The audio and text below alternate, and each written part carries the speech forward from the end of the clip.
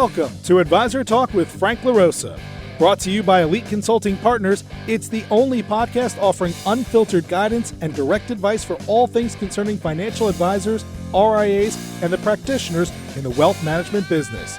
Learn more and subscribe today at eliteconsultingpartners.com/podcast. And now, here's your host, Frank LaRosa.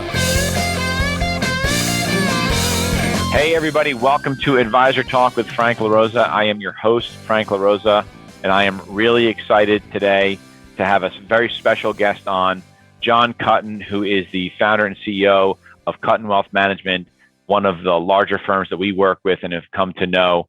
He's going to be on today. He's done a tremendous job growing his firm, as we say, with quantum growth, which is also fortuitous because he has a podcast called Quantum Growth, which really covers a lot of the stuff that we're going to talk about today. Jon, welcome to the podcast. How are you today? I'm doing great, Frank. Really excited to be here and appreciate you having me. Awesome. I appreciate it. I think, and I know, based on a podcast that we recorded yesterday, that this will be a great conversation. I think the toughest part for you and I is limiting the time. Yes, to the listeners, I think we decided to do a carryover, kind of to be determined, because Frank and I had a lot of time, a lot of good laughs yesterday, and you shared some amazing information on my podcast, which I appreciate. So I'm hoping my listeners get the same information out of this podcast today. So what I was hoping, Jon, we can really talk about and sort of getting into the weeds on, some of the things in the areas that our clients struggle with the most, in my opinion, right? And that is, sort of organic growth, inorganic growth, M&A, and just really building the type of enterprise that you've built, right? So just by way of some numbers here, north of 90 team members, you have offices your main office is in Hauppauge, New York, New Jersey, Texas, Florida, Michigan, Maryland, Virginia, Connecticut. My guess is there's probably a couple other states in there that are in there, well north of $5 billion in client assets. Your designations are an alphabet soup of designations, so you're a pretty smart dude. You're a Barron's Hall of Famer, right? That's a pretty big deal. So it's safe to say that you know what you're talking about, and my listeners should be, if they're driving, pull over, get a piece of paper and a pen, and take some notes. This is going to be great. I hope I don't disappoint. I don't know.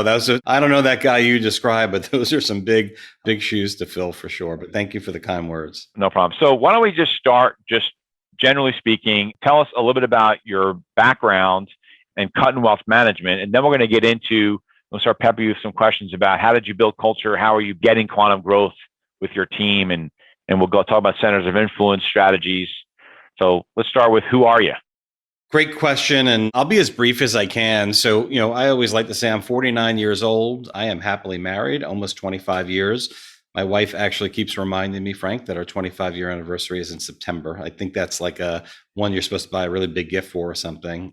And I've got 4 sons, 2 in college, 1 a senior in high school, and my little guy is actually a freshman in high school. So busy with family, things along those lines. And I'll give you the Cliff Note version. I started in the industry right out of college. In fact, I was almost fully licensed by the time I graduated college.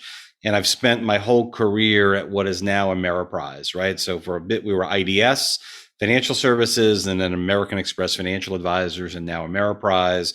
And really, I built my business kind of the traditional way back in the day, cold calling and sitting at kitchen tables and seminars and that kind of thing.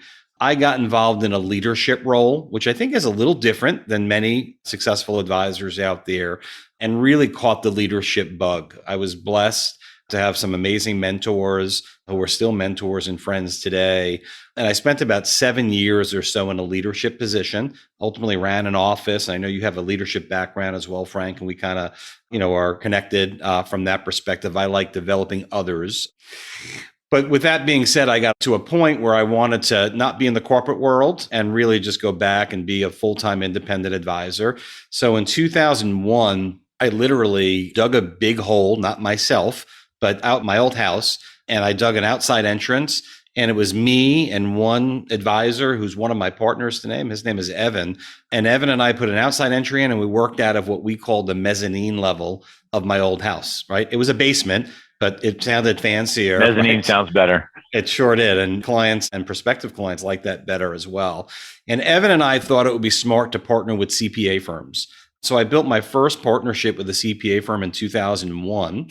And what I realized was that by doing that, we were able to fish with the proverbial net as opposed to a pole, right?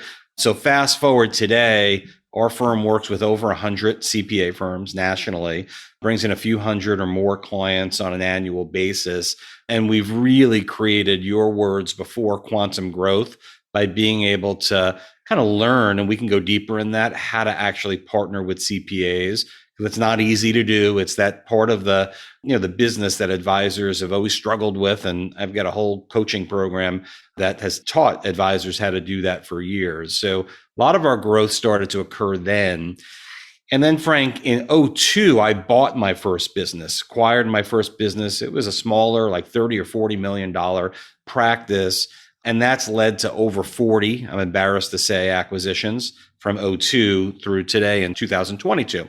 So we've gone on a little bit of an acquisition spree. They were smaller back in the day, and lately they've been, larger from a AUM perspective, et cetera.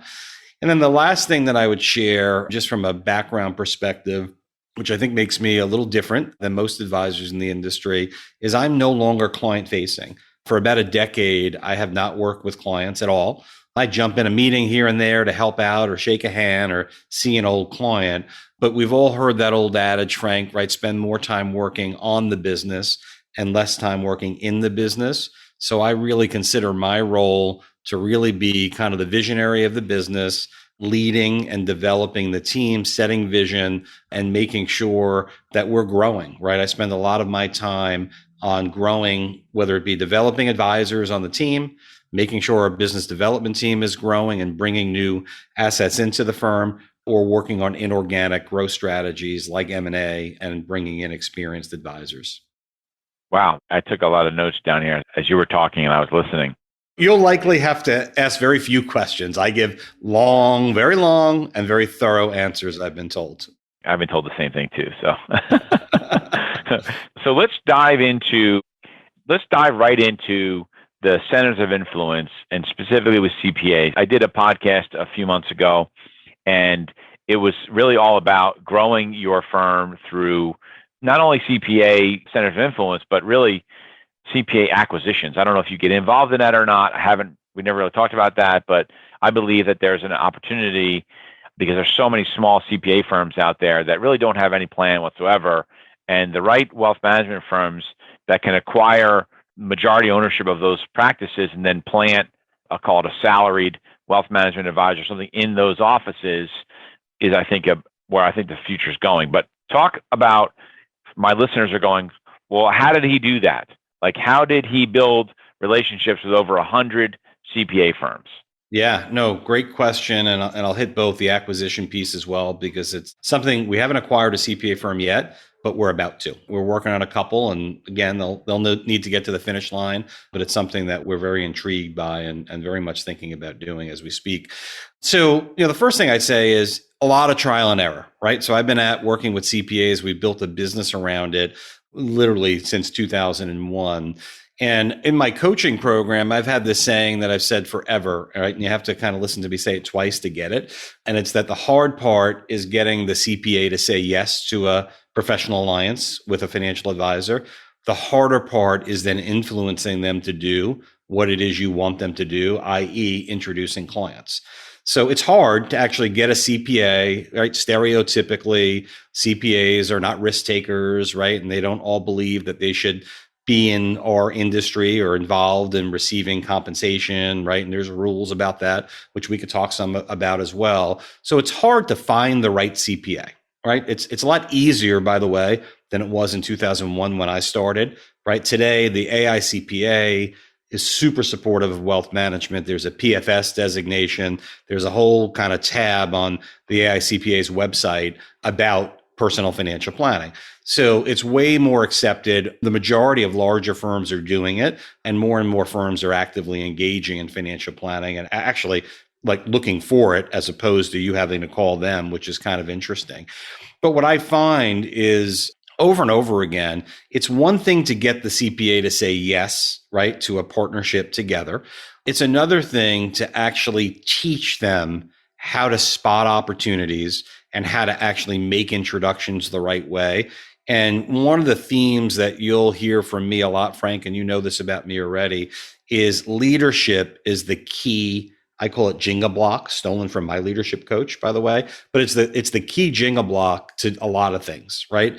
And when you think about it, a CPA is sitting on 300, 500, 1,000. We work with one CPA firm that has over 20,000 clients, literally, right?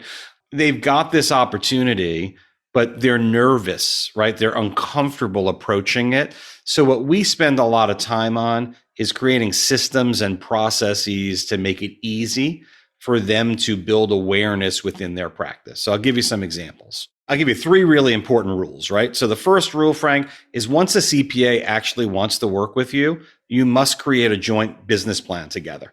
Most advisors don't do that. It doesn't need to be fancy, but literally a one-pager of, now that you've said, Mr. Frank LaRosa, CPA, that you'd like to help your clients, you'd like to fulfill your fiduciary responsibility by giving clients the best advice. And you know that by partnering with my firm, because you've seen my whole client experience, you've seen the advice that we give, you've seen the benefits, that many of your clients would be better off with me than with whoever it is they might be working with today, right? So since we want to actually do that and make this a facet of your business, how are we going to build awareness? And what I always teach advisors is get the CPA to commit to do 3 things. And it doesn't matter what those 3 things are, just 3 things. Okay. So examples of those 3 things might be sending what I would call a partnership announcement, right? Just a letter saying LaRosa CPAs has partnered with Kuttin Wealth Management for these reasons. And we have samples of those letters and things along those lines. The second thing that I would share, most important thing, is you have to meet regularly, right? So what a lot of advisors do is they meet a CPA, they say, hey, and I say CPA, guys, it could be an EA, an enrolled agent, a tax preparer, an attorney, other COIs, but we find the most success with CPA firms. If you meet this professional, decide that you're going to do some business together, you shake hands and you go, great, I'll refer to you, Frank, when I come across someone, and you'll refer to me, kind of the old fashioned way. If you come across someone, it's almost never going to work, right? Out of sight, out of mind, you move on, you're busy, you've got other things, right? That CPA isn't thinking about you all the time. So consistency in meeting, right, on a regular basis is probably the second most important thing. And what we recommend is weekly, right? So we engage and meet our CPAs on a weekly basis where we go to their office. Today it's done through, video conferencing and such as well. But really, the purpose of that meeting is to make sure that we're holding the CPA accountable as a leader, right, to actually execute on that marketing or business plan that I spoke about. Okay. The third, probably most important thing that we teach and we find success is we make what we call a hit list, or a top 50 list, or a top 100 list, depending on how big the CPA practice is. And it's not based on what they perceive as the largest clients in the practice. It's based on who they have the best relationship with. So I would come to you, Frank, and say, hey, you do 400 tax returns a year. Let's make a list of your 50 favorite clients.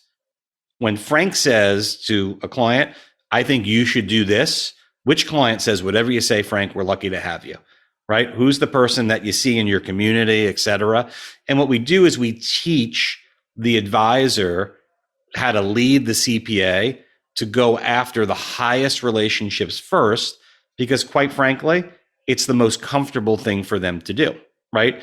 So I'll just go a little deeper there, and then I'm sure you'll have some questions. So what I mean when I say that is we'll even teach, right? So what I would say to you, Frank, if you were the CPA and I was the advisor, is, hey, Frank, who's your favorite client? Play along a little bit. Who's your favorite client? The person that when you see, they give you a hug and a kiss and they tell you how lucky they are to have you. We all have a client like that. What's their name? Yeah, Bill Smith. Bill Smith. Here's what I want you to do, Frank, okay? Because I want you to be able to see me in action and see how Bill actually kind of takes to our process and the advice that we give. I want you to call Bill and I want you to ask him if he could do you a favor. And it sounds something like this. Hey, Bill, it's me, Frank, your CPA. I hope you're well. We make some small talk. We go, hey, Bill, I've been thinking about adding wealth management services to my CPA firm. I get a lot of questions from clients, and particularly today with all the unrest in the markets, my phone's been ringing off the hook. I've done a bunch of due diligence. I've actually found what I think is the right firm. They share the same values as me. They're very honest. They have integrity. They really care about serving clients. And I'm thinking about making it a part or a division of my business. And I'll tell you, Bill, I really, really have always respected your opinion. You've always been one of my favorite clients. I feel like we've had a, unbelievable relationship together, more of a friendship. Now, I don't even care, by the way, Bill, if you become a client of the firms. I think maybe you should, but that's up to you. But if I could ask a favor of you, and if you're uncomfortable, it's fine, but would you be willing to go through the process with this financial planning firm? It's a couple of meetings, right? They're going to ask you a bunch of questions, learn about your situation, put together a financial analysis, and kind of analyze what you have. Worst scenario is you learn something. Best scenario is we provide a lot of value and you'll be able to maybe engage with them. But really what I want most of all is your feedback as one of my favorite clients to see if you'd be comfortable working with a firm like that and get your honest feedback on their process and them as advisors. It's okay if you're not willing to, but would you be willing to do that for me, Bill? So that's just an example, right? What we found is when you make it easy for the CPA to actually approach a client, it works unbelievably well. And I said there's three, I'll give you one more. The fourth piece is you should always have the CPA, him or herself, go through your process, right? So most of our CPA firms are clients of our firm, right? So they get to see firsthand the value that we provide, the birthday card that they get in the mail, all the stuff that we do as advisors, right? That CPAs don't realize we do, how dialed in our processes are and how much value we provide. They get to actually see it firsthand. The first CPA firm, Frank, that I built a relationship with is with a guy by the name of Ken Serini, firm out here in Long Island called Serini and Associates. We still work together today. He's part of my coaching company as well. So when we train advisors, I've brought Ken along for years. And I remember the first time we did a presentation, Frank, speaking to a group of about 50 financial advisors, and I kind of stood up and I did my intro and who I am. And Ken stood up and I had no idea what he was going to say. And he first introduced himself. And then he took a step forward. And he says to a group of 50 financial advisors, just so you all know, CPAs view all of you as just a small step above a used car salesperson. I'll say it again. A CPA views, and I'm a financial advisor, right? All of you as a small step above a used car salesperson. So as a financial advisor, you have to actually come to grips with the fact that a CPA actually isn't fond of our industry. And you can't blame them. Think about what a CPA's experience is. They've heard about fraud in our industry. They get to see people's tax returns where financial advisors sometimes don't tell clients about capital gains or taxes on distributions, or they call our offices in tax season for, cost basis information and the advisor doesn't get back to them, right? So I share that to say our whole process with CPAs is around showing them how we're better and different than most of the industry and how it's their fiduciary responsibility in a way to protect their clients from all of, in their perspective, the used car sales people that their clients are likely working with already. And by doing some diligence and bringing them to us, the client can get a much better experience. Wow. So you're actually using their negative opinion to your advantage. You're using that negative opinion because you can deliver and show them why you're different, why you're better, which then gets them as a raving fan, basically. You got it. We showed a show and tell meeting, right? Second step of, we have a process that we go through with all of our CPAs. We invite them to our office and we show them what we do. And when you show someone what you do and you have a planning process and, we run something we call the seasons of advice, and you send summary letters and birthday cards and market updates and all that. Most advisors, Frank, do a really good job. The CPA just doesn't really know how good of a job a good advisor does. Right. They're not seeing it. They're not seeing any of that stuff. Right. So essentially you're getting them to eat, I don't want to say eat their own cooking, but when they become a client of yours, and then they tell a client of theirs to become a client, they can say, listen, not only am I recommending you to them, but I'm also a client. Like they're my advisors.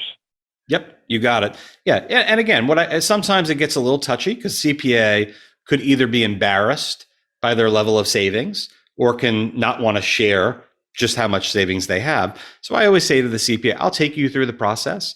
I prefer you to share everything, but even if we set up an IRA for you, or we manage your small business retirement plan, right, that you have at your CPA firm, I want you to be able to look your client in the eyeballs and honestly say, I'm a client of the firm.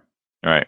So this is awesome. It really helps, I think, give people a structure or I think the CPA space and referrals in general is always a weak point within the financial services space, right? For some reason, advisors just have a hard time getting referrals. When they come in, great, but to be proactive has always been a big issue for the business. So you have a huge team, multiple offices, and you're articulating that really well. Are your advisors that work within your organization, within Kuttin, are they building out their own centers of influence, or are they plugging into a Kuttin machine, that you're then distributing the referrals from? And I ask that question because a lot of practitioners today, business owners, so we talked about this yesterday, you go from a practitioner, which means you're probably at a retail shop or W-2 firm, you go independent, now you're independent, right? But maybe you still have yet to build an enterprise like what you have. But a lot of advisors now are trying to go to the enterprise level. So I'm interested to understand how you're managing the lead flow, and is it based on each advisor or as a company, and then you're distributing the leads? And I think another secondary question is, has that helped you recruit advisors to Kuttin Wealth Management? Because now you're generating something that a lot of producer groups, OSJs, whatever you want to, ensemble group, whatever you want to, everybody sort of calls it something different, but that's which will sort of get us into the second part of this, which is the recruiting and how you're growing through acquisition and stuff like that. But like, what's that process look like at Kuttin? Totally get what you're driving at there. So I want to make this relatable to your listeners as well, right? So there was a time that the guy building CPA relationships back in 2001 was me. It's funny, when I do this training with Ken Serini, who I mentioned, he always tells a story. He's like, no, you don't understand. John would come to my office and he literally wouldn't leave until I called 3 clients. And it's true. I would sit at his desk, Frank, and say, well, you committed, Ken, to call 3 people a week. We have our top 50 list. We're going to call him. And we would role play what to say. And he jokes, he goes, I just called him because he wasn't going to leave until we actually did it. So I did all this back in the day by myself. And that's what created a lot of the growth. Today, we have a business development team, right, that does that. So I've got folks in the organization that their entire job is building partnerships with CPA firms and maintaining relationships with CPA firms to monetize those relationships. It wasn't always that way. And then it started with 1 person, and then it was 2, and now it's 6 or 7 and growing in the team. So, to the advisors listening, what I found is most advisors, good advisors that have worked really hard for a long period of time, are able to get to about $1 million, maybe $1.5 million in production by doing everything themselves, right? They get themselves a good, junior partner or power planner or assistant or whatever it is you want to call it, sales assistant, and they could just work really hard and they're good enough at sales and business development, et cetera, that they could build $1 million, $1.5 million, maybe a $2 million business on their own. And at some point, right, you've got to, in my opinion, to grow past that, you've got to start to build what I call verticals in your business, right? When I say a vertical, someone other than you needs to own different things in the business. So Dan Sullivan, right, who many of your listeners probably know who the strategic coach is, Dan Sullivan, wrote a book maybe 6 months ago or so called Who Not How, right? So I've got a guy by the name of Jeff Magson, and I've got a guy by the name of Chris Clamfer, who are my 2 main CPA business development people. That's what they do each and every day. To put in perspective, Jeff, who's a new hire to us a little over a year ago, was the former executive vice president, one of the EVPs of First Global. First Global is a BD that I'm sure you know of, Frank, that built their business around CPAs. Now they're a Vantax. But imagine having, right, that who literally ran a BD with hundreds of advisors that built businesses inside of CPA firms as the person who's out talking to CPAs telling the message of our firm, right? So I'm a big advocate of that. And that's how we do it today. We've got folks whose job is to set appointments with CPAs. We have folks whose jobs are to tell our story to CPAs. And we have folks whose jobs are to actually lead and influence the CPA to ultimately refer clients and get those prospective clients to the advisors on our team. And exactly what you said, Frank, is that's what we do. We basically dole those clients out to the advisors on our team around the country who get really warm, right, introductions to qualified, highly endorsed clients. And a big part of our process, about 2/3 of the meetings that we do, I'd like it to be 100%, with a referral from a CPA firm, the CPA, him or herself, are in the room with us, right? So when you can get an introduction from a CPA and the CPA is sitting at the head of the table, in essence, introducing their clients to you as the financial advisor, our closing ratio or conversion ratio is around 85 or 90% every time. Yeah, I was going to say it's got to be way up there. Got to be close to 100% almost. So. Yep. So it's, again, harder than I'm making it sound. A lot of work and a lot of mistakes we made in trials and tribulation. But again, when you have someone who full-time works on that, and I think that's maybe a key for your advisors, right, is, in order to build any system, right, you need to actually create the vision. I always call it 4 to 5 leading indicators, or KPIs, right, key performance indicators, of what those lead indicators are. And if you do those lead indicators over and over again, the result or lag indicators will ultimately happen. Now, the issue is most people have a hard time doing those lead indicators over and over again. But particularly if you're an advisor who's running a busy business, it's hard to find the time yourself to hold yourself accountable to do that. Yeah, I think that you did something that a lot of advisors have a hard time doing early on, and you reached a point in time where you said, all right, now I need to start investing in more human capital, right? Bringing people on board. And I think that advisors make a huge mistake on how they look at that. Oh, it's going to cost me X amount of dollars, right? When I make decisions on bringing on people onto my team, so I'll call it non-producer roles, right? So CFO, COO, right? I actually look at that as an investment back in my time, right? Or somebody else's time. So hire a CIO because my president is half his day spent on CIO related stuff. So if I go out and hire a CIO, now I'm investing in my president, Dale Dempsey, his time, getting some of his time back, which he then can produce. But, advisors have to just understand they need to reinvest in their business and look long-term, have that vision that you're talking about, and put people in place, right people, right positions, right, which is a sort of a EOS/Dan Sullivan, thing. So it's funny you say that, Frank, and we haven't talked about this before. We run the EOS system for a whole organization. So ROCs and the IDS system and all that. So that's really how we run the organization. And another reason why we're so similar. Yeah. And as you meet more and more successful people, at least I've experienced, what you realize is they focus on ROCs or lead indicators, and they hire smart people, right, who enjoy a certain part of the business, and they help with the vision of what you want the vision or business to look like, but they support them and kind of get out of their way and make sure that they're hitting the results that they need.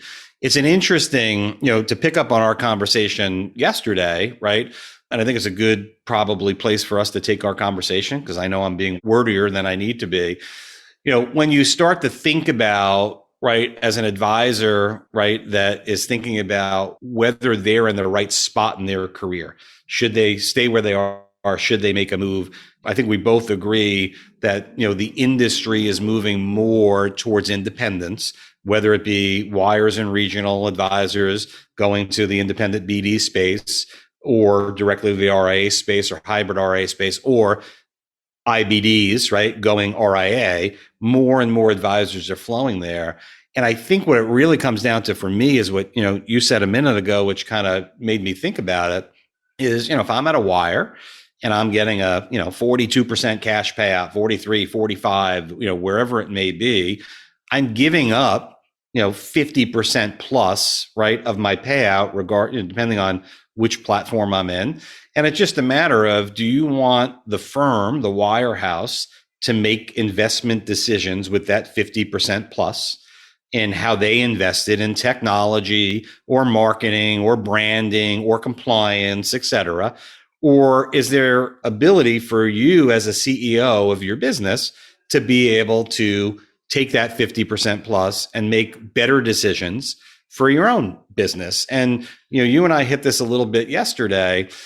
Every advisor is different. For some advisors, they're better off being in a wirehouse because they're not the right person to make those decisions, or they don't have that vision, right? Or leadership skill or desire to do it. For many, right, it may be you can make better decisions and create more scale by hiring a business development person on your own with 5% of if you're $1 million producer, take 5% of your payout rate.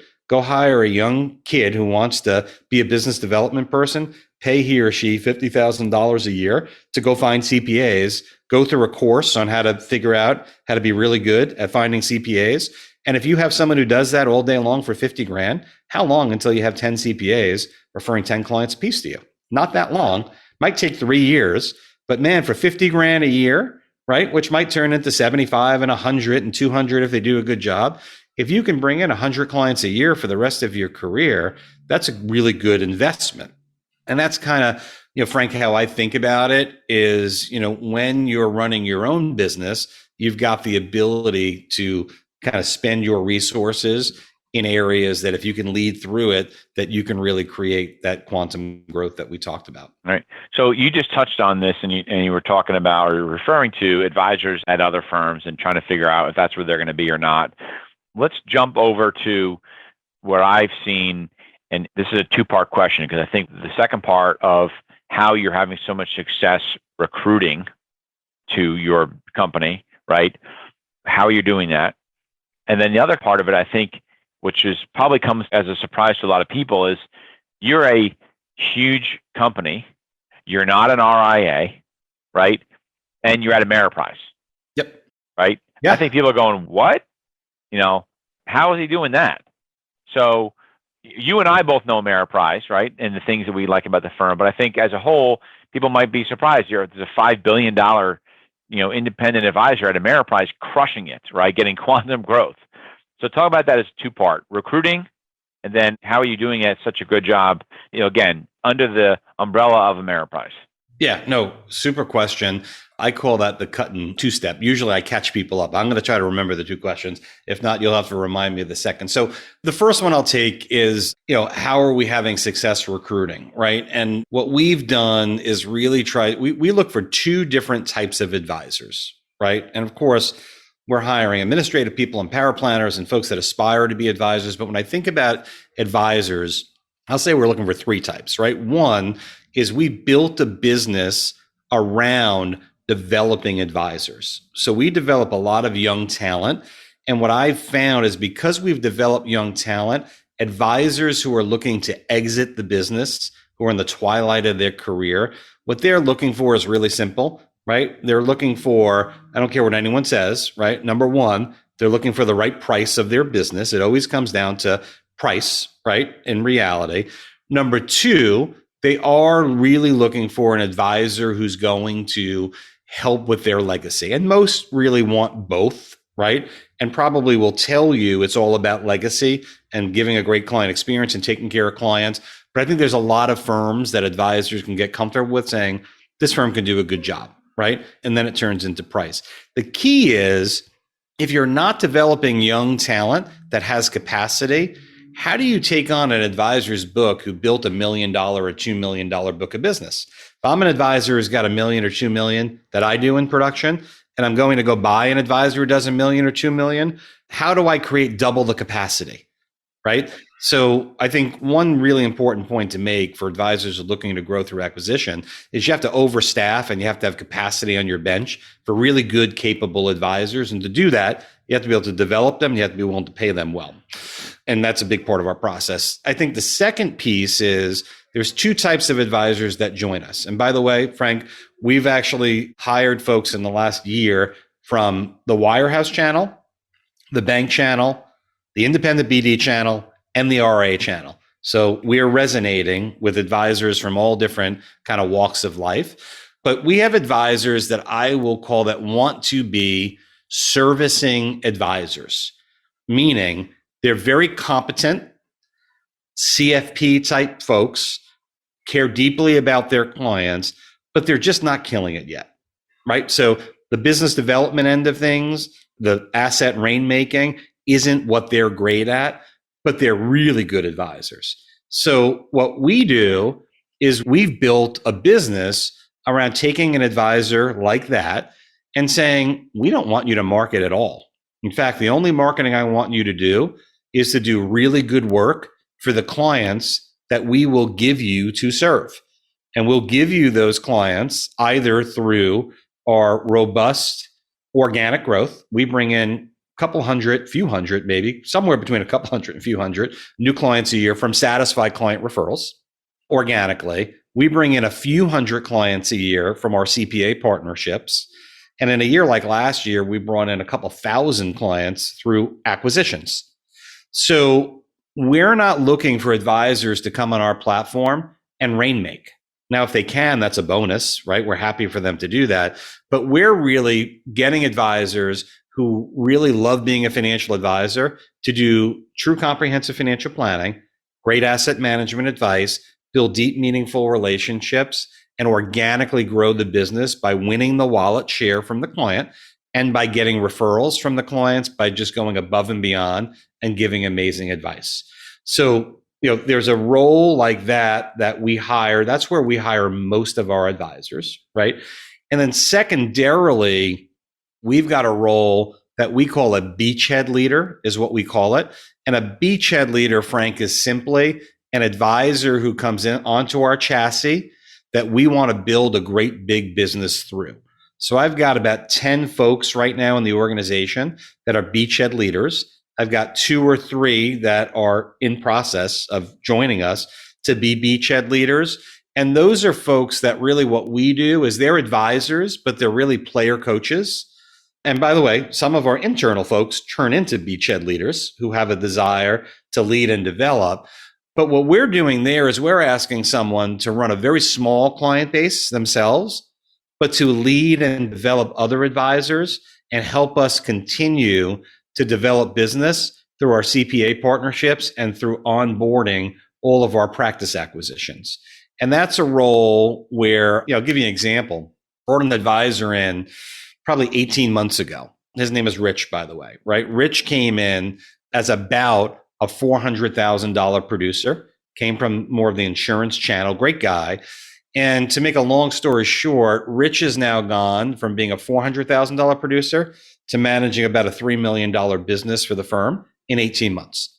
All of that growth has been, in essence, sourced by my business development team. So if you can picture it, Rich comes in, we think he's a high capable advisor, right? And we go, let's turn the machine on Rich.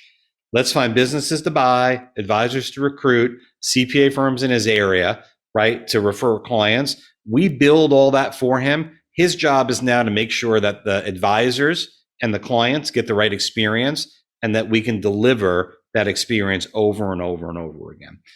So those are kind of the 3 places there. And if it's okay, because I know I'm getting wordy here on the Amerprise side, Frank, it's interesting. I've been with Amerprise since 1994, right? So I go back to selling, IDS mutual funds and way certificates. It's been a while. And I believe at least, because I'm out at industry events and, Barron's and Forbes conferences and things like that.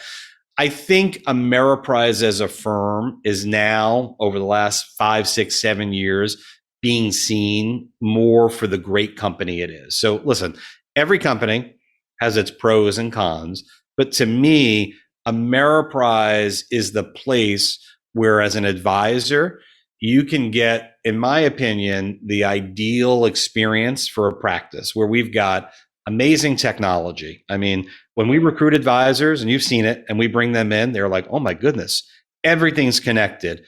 Yeah, they're shocked. Yeah. The amount of time and therefore money that we save because of the efficiency of our technology is absolutely amazing. We've got national branding, right? While we were recording this, I've seen 2 TV commercials for Amerprise go on CNBC.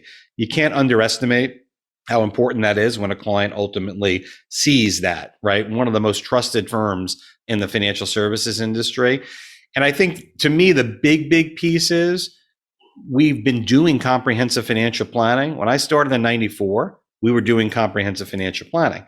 Today, we do comprehensive financial planning. That to me is where the puck is going, right? Asset management is becoming more and more commoditized, right? Clients in the industry, in my opinion, is moving more towards true comprehensive financial planning advice and really having that client experience overall.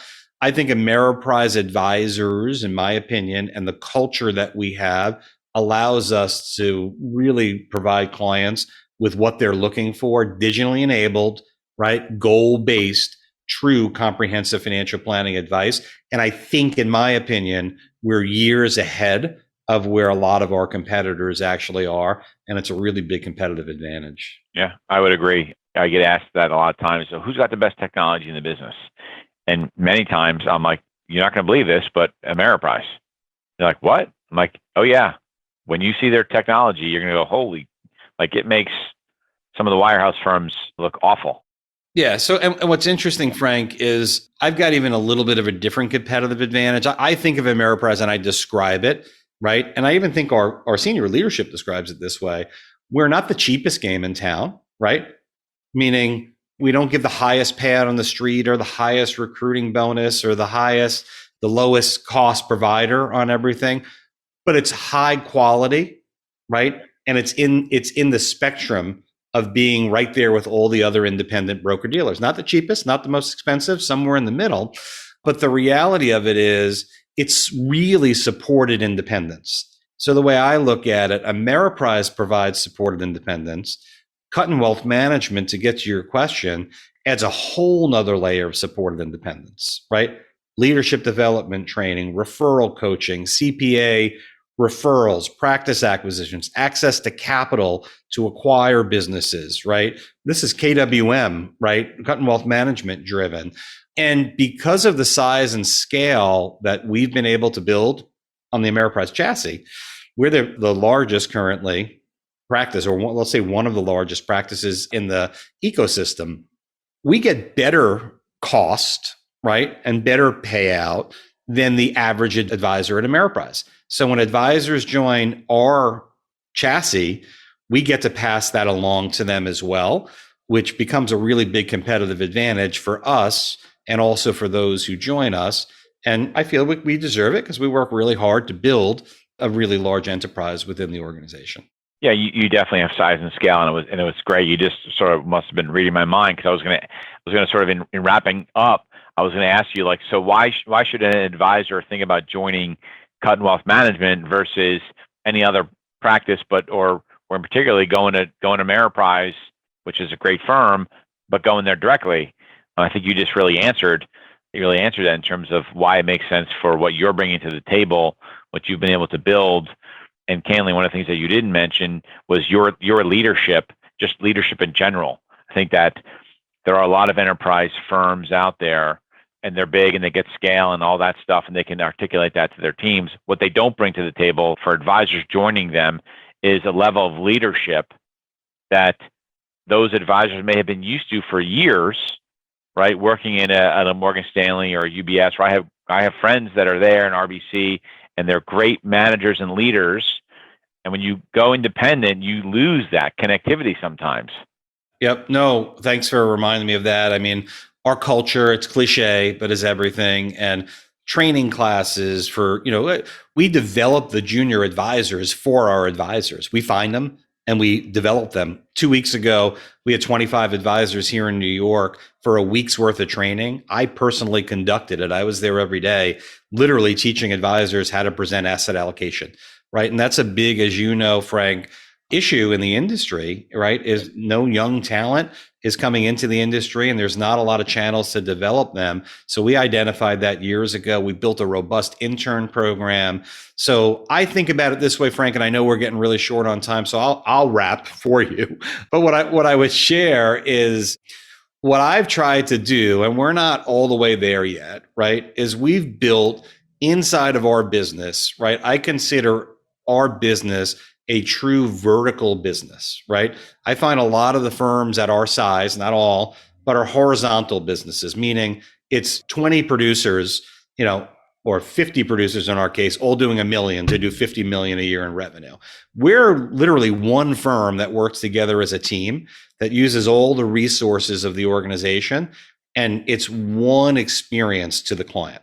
And I look at it where we've got myself as a CEO, president whose name is Jake Dunlap, who is an RVP, ran 11 states for Amerprise for years, a chief operating officer, a chief financial officer, CIO, et cetera, business development team.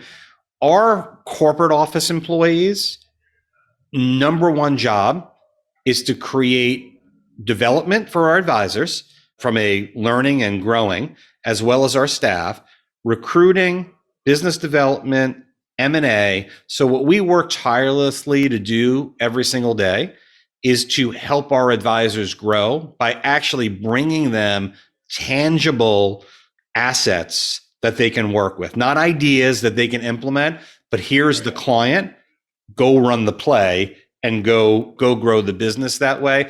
That's our differentiator. And that's that who, not how piece I figured out a long time ago. If you ask someone to do too many things, they can't be good at everything. So what we've done is we've created enough scale that I can go hire someone, right, to go run a division for us that will create opportunities for the whole organization. And that's our business plan. Simply put, I expect to have, we have probably $2.5 million of payroll right now in our executive team.